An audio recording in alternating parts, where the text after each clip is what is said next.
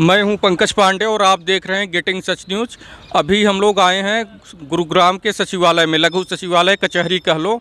तो यहाँ well Sonika company का आज 67 डेज 67 दिन हो गया है। अभी तक जो है कोर्ट की तरफ से या यहाँ की डीसी साहब की तरफ से या हरियाणा सरकार की तरफ से इन लोगों को न्याय नहीं दिया गया है। ये लोग 67 दिन से बैठे हैं यहाँ पे, तो इनको न्याय कौन देगा?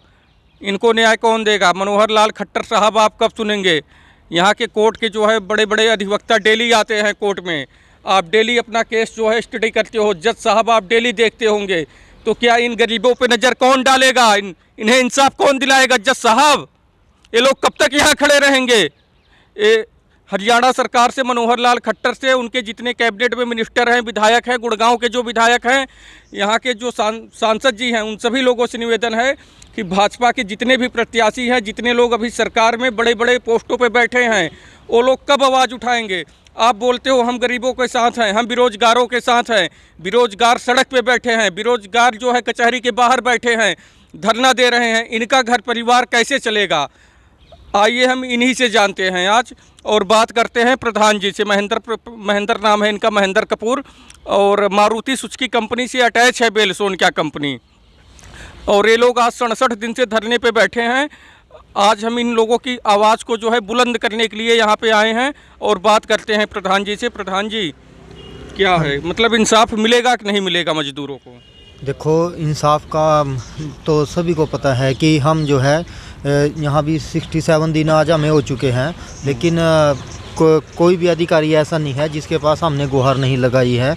लेबर विभाग से लेकर श्रम विभाग, लेबर विभाग, यहाँ तक कि शासन प्रशासन, सभी जगह पर हमने अपनी जो है मांगों को लेकर जो है आवाज़ पहुँचाई है, ज्ञापन दिए हैं लगातार। अभी ये ज्ञापन हमने 12 तारीख को भी दिया और पुतला दहन भी किया, और उसमें हमारी वही मांगे हैं कि समान काम का समान वेतन, ठेकेदारी प्रथा बंद करी जाए, और जो बाहर निकाले गए जो 26 वर्कर हैं उनको जो है काम पर वापस लिया जाए, और जो भी सामूहिक मांग पत्र पड़े हैं यूनियन के, उन मांग पत्रों पर बैठकर जो है सम्मानजनक समझौता किया जाए। लेकिन प्रबंधन और इनके गठजोड़ की वजह से, सरकारों की और जो शासन प्रशासन में जो लोग बैठे हैं उनके गठजोड़ से जो है लगातार जो है प्रबंधन जो है मजदूरों पर ही हमला करने पर लगा हुआ है। जब हम यहाँ बैठे थे तो तब 20 वर्कर हमारे बाहर निकले हुए थे, 2 वर्कर फिर बाहर निकाले अक्टूबर में, 20 अक्टूबर को, और 4 वर्करों को फिर जो है 1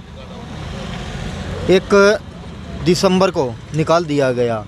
तो इस तरीके से आज तक हमारे जो है 26 वर्कर यहाँ बैठे हैं, और अंदर जो काम कर रहे हैं वर्कर, उनके ऊपर भी जो है छटनी की तलवार लटकी हुई है। और मैनेजमेंट जो है तरह तरह के तरीके से जो है वर्करों को निकालना चाहती है। उसने एक बहाना बनाया हुआ है, एक रास्ता देखा हुआ है कि जो वर्कर जो है जिसके किसी डॉक्यूमेंट में थोड़ी बहुत गलती मिल जाती है, तो उसको जो है वो ये बोल देती है कि ये वर्कर ने जो है अपने फर्जी डॉक्यूमेंट लगाए भर्ती के समय, और इस तरीके से जो है वो कहती है कि ये वर्कर गलत है, इसने अपनी भर्ती के समय जो है गलत डॉक्यूमेंट दिए।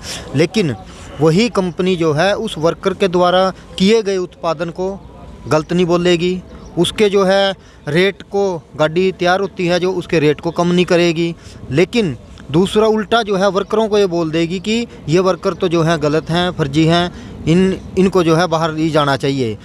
और इसके साथ साथ जब कंपनियां जो है भर्ती करती हैं, कंपनी किसी वर्कर को भर्ती करती है, तो कंपनी का एक अपना क्राइटेरिया होता है, उसके मापदंड होते हैं कि मेरे को कितने वर्कर चाहिए, किस कैटेगरी में चाहिए, मेल चाहिए, फीमेल चाहिए, यहाँ तक कि उसकी सैलरी कितनी होगी, उसकी उम्र कितनी होगी, क्वालिफिकेशन, ये सारे मापदंड होते हैं कंपनियों के पास।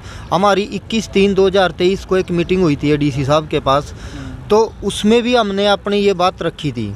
यहाँ तक कि वर्करों की जितनी इंक्वायरी हुई है, हमने उसमें भी अपना ये एप्लीकेशन लगाई थी कि कंपनी जो है ये क्राइटेरिया दिखाए कि कंपनी ने किस वर्कर से क्या मांगा, या जब भर्ती करी तो क्या मांगा। लेकिन आज तक भी, इतने महीने गुजर जाने के बाद भी, आज तक भी कंपनी ऐसा कोई दस्तावेज जमा करने में लेबर विभाग में असमर्थ है। यानी कि साफ है कि कंपनी के पास कोई ऐसा दस्तावेज नहीं है जिससे ये पता चल जाए कि कंपनी ने किस आधार पर वर्करों को भर्ती किया। आप तमाम गुड़गांव की फैक्ट्रियां देख लो, उनके अंदर होता क्या है, वर्करों को भर्ती कर लेते हैं, बस सिर्फ उसकी उम्र 18 साल होनी चाहिए, वो कहाँ से है, किस तरीके से है, उसकी पढ़ाई क्या है, उनको उससे कोई मतलब नहीं होता, सिर्फ अपने उत्पादन से मतलब होता है। मतलब धीरे धीरे जो है छटैया का कार्यक्रम कर रही है कंपनी। मतलब मारुति की जो मैनेजमेंट है वो बेल सोनिका के मैनेजमेंट पे दबाव बना के जो है जितने भी वर्कर हैं धीरे धीरे साफ कर रही है, कंपनी से बाहर कर रही है।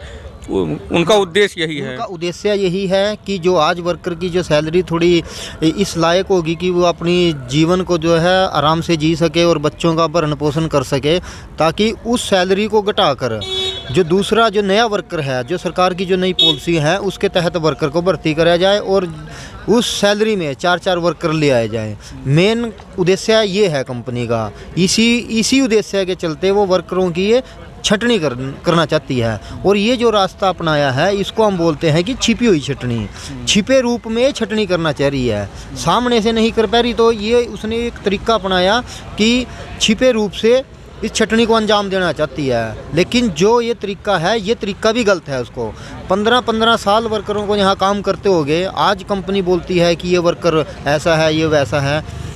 हम कहना चाहते हैं हमारा वर्कर असली है, उसकी काम में कोई कमी नहीं है, उसने कोई फर्जीवाड़ा नहीं कराया। जो भी फर्जीवाड़ा कराया है वो सारा का सारा कंपनी ने कर रखा है वर्करों के साथ। और आज जब उनको फैसिलिटियां देने की बात थी, उनकी और तनख्वाहें बढ़ाने की बात थी, तो कंपनी जो है उनको निकाल कर बाहर कर देती है। हमारी लड़ाई यही है मेन, कि वर्करों को अंदर रखा जाए और इस छटनी पर जो है रोक लगाई जाए। तो मेन मुद्दा ये है कि मारुति सुजुकी कंपनी जो है वो बेल सोनिका मारुति सुजुकी का वेंडर है, और मारुति सुजुकी जो है बेल सोनिका के मैनेजमेंट पे दबाव बना रही है कि इनका जो रिक्वायरमेंट है, इनके रिक्वायरमेंट को मानने को तैयार नहीं है मारुति सुजुकी, और बेल सोनिका कंपनी के मैनेजमेंट पे दबाव बना के इन्हें कंपनी से बाहर कर दिया। और धीरे धीरे ऐसे कई मजदूर साथियों को, भाइयों को बाहर करने में लगी है कंटिन्यू। यही है। तो यहाँ के सचिव जी भी हैं बेल सोनिका कंपनी के यूनियन के, इनसे भी एक बार बातचीत करते हैं। सचिव जी, आपका क्या फीडबैक है? देखिए, फीडबैक तो पिछले 67 दिन से धरना जारी है। कड़ाके की ठंड में भी मजदूर यहाँ दिन रात धरने पे बैठे हुए हैं। और बड़ी एक मज़ेदार बात ये है कि 67 दिन हो चुके हैं। अब मजदूर जाए तो जाए कहाँ जाए आखिर, ये सवाल उठता है। अब फैक्ट्री ने निकाल दिए मजदूर, फैक्ट्री बातचीत करने को तैयार नहीं है। मजदूर जो है फैक्ट्री से आकर इधर सामने हम अपनी गुहार लगाएं। ये पिछले 67 दिन से बैठे हुए हैं। ना फैक्ट्री मैनेजमेंट सुन रही है, ना जिले का मालिक सुन रहा है, ना लेबर डिपार्टमेंट सुन रहा है, ना मुख्यमंत्री खट्टर सुन रहा है, ना कोई जो है विधायक सुन रहा है। तो फिर ये सवाल उठता है कि ये मजदूर अब जाएं तो जाएं कहाँ जाएं। इस देश की जो है संवैधानिक प्रक्रिया के ऊपर, जिसको बोलते हैं कि देश में लोकतंत्र है, क्या लोकतंत्र यहाँ दिखाई नहीं दे रहा? सड़कों पे बैठा हुआ है लोकतंत्र। क्या ये मजदूर लोकतंत्र का हिस्सा नहीं है जो अपनी मांगे उठा रहे हैं संवैधानिक तरीके से? क्या मांग उठाना जो है इस देश में संविधान के खिलाफ है? क्या एक मजदूर को, एक ठेका मजदूर को यूनियन की सदस्यता देना क्या जो है इस संविधान के खिलाफ है? क्या छटनी के खिलाफ आवाज़ उठाना क्या संविधान के खिलाफ है? उल्टा हम यहाँ 67 दिन से बैठे हुए हैं। कल यहाँ पे लघु सचिवालय के डीसी जो है कार्यालय से इंटेलिजेंस वाले आते हैं और यूनियन के पदाधिकारियों को बोलते हैं कि भाई तुम्हारे यहाँ धरने में कोई लेफ्ट का तो नहीं आता ना, तुम यहाँ पे मजदूरों की आवाज़ लेफ्ट का क्या लेफ्ट का मतलब ये है कि जो मजदूरों के हक अधिकारों के लिए लड़ते हैं वो लोग तो नहीं आते यहाँ। तो आएगा कौन यहाँ? तुम जो है मजदूरों की मांगों का समाधान कराने के लिए अभी तक अपने ऑफिस से एक कदम नहीं यहाँ पे रखा है धरने पे, तो ये मजदूर जाएंगे कहाँ? अब ये प्रशासन तय करेगा कि धरने पे कौन लोग आए। अरे तुम समाधान करा दो, हम यहाँ क्यों बैठेंगे इतनी कड़कड़ाती ठंड में? मजदूर, इन मजदूरों के घर परिवार हैं, बच्चे हैं, ठंड में ये यहाँ सड़क पे बैठे हुए हैं, इनका परिवार जो है घर में मर रहा है ठंड में। तो जो है अब इस देश की जो संवैधानिक लोकतांत्रिक प्रक्रिया के ऊपर सवाल उठते हैं कि भाई ये मजदूर जो सड़कों पे बैठे हुए हैं, आखिर इनके नाम का इस देश में लोकतंत्र बचा है कि या नहीं बचा? इनकी कोई आवाज़ जो है सुनेगा कि नहीं सुनेगा? तो जो है ये मजदूर फिर जाएंगे कहाँ, ये करेंगे क्या? अपनी मांग किसको सुनाए हमने जो है सभी को ज्ञापन दे लिए हैं, अब जाए कहाँ ये मजदूर, करें क्या? अब इस देश के जो है मजदूरों के पास, बेरोजगारों के पास आखिर अब आगे रास्ता क्या है, चलिए ठीक है, वो साफ तौर पे नजर आ रहा है। तो मैं जो है ये इस लाइव आपके इस टीवी चैनल के माध्यम से ये जो है हरियाणा सरकार को, यहाँ के डीसी महोदय को ये अपील करना चाहते हैं यूनियन की तरफ से कि भाई 67 दिन से होली हैं, इस कड़कड़ाती ठंड में बैठे हैं मजदूर, उनकी मांगों का समाधान कराया जाए। वो मांगे रोटी की मांगे हैं। अब रोटी भी मांगना इस देश में गुनाह हो गया है, तो ये शासक वर्ग आगे मजदूरों को फिर देगा क्या? क्या डंडे लाठी गोलियां देगा?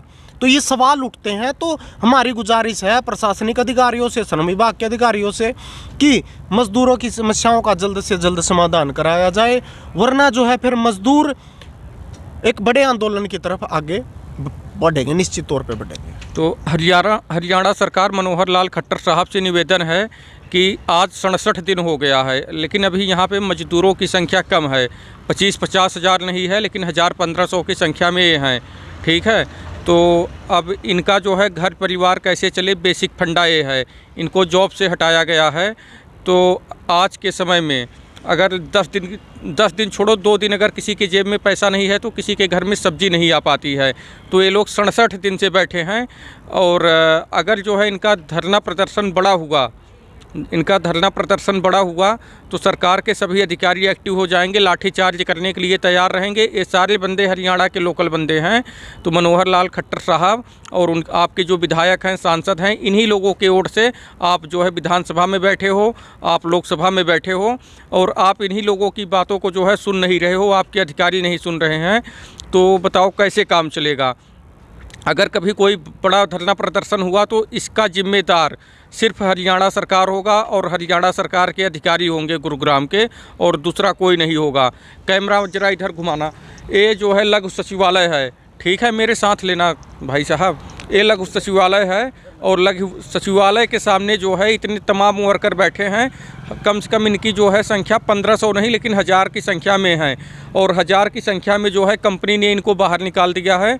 तो सरकार से निवेदन है कि सरकार जो है इनकी मांगों को जो है जल्द से जल्द सुने, और जो भी इस मामले में दोषी है, बेल सोनकिया दोषी है, बेल सोनकिया के ऊपर कार्रवाई करे। मारुति सुजुकी कंपनी दोषी है तो मारुति सुजुकी कंपनी के ऊपर कार्रवाई करके जो है इन लोगों को दोबारा जो है नौकरी पे रखा जाए। यही इन लोगों का मांग है और यही मेरी भी मांग है, क्योंकि मैं भी इस देश का एक आम जनता हूँ, आम नागरिक हूँ। आज इनके हौसलों को और इनके आवाज़ को बुलंद करने के लिए आया हूँ, ताकि इनकी आवाज़ को कोई दबा न सके। मैं हूं पंकज पांडे और आप देख रहे हैं गेटिंग सच न्यूज़। आप सभी दर्शकों से भी निवेदन है कि जितने भी लोग देख रहे हैं ज़्यादा से ज़्यादा संख्या में मेरे यूट्यूब चैनल को सब्सक्राइब करें और मेरे हौसले को और बुलंद करें कि मैं समाज के लिए कुछ अच्छा कर सकूं। जय हिंद, जय भारत।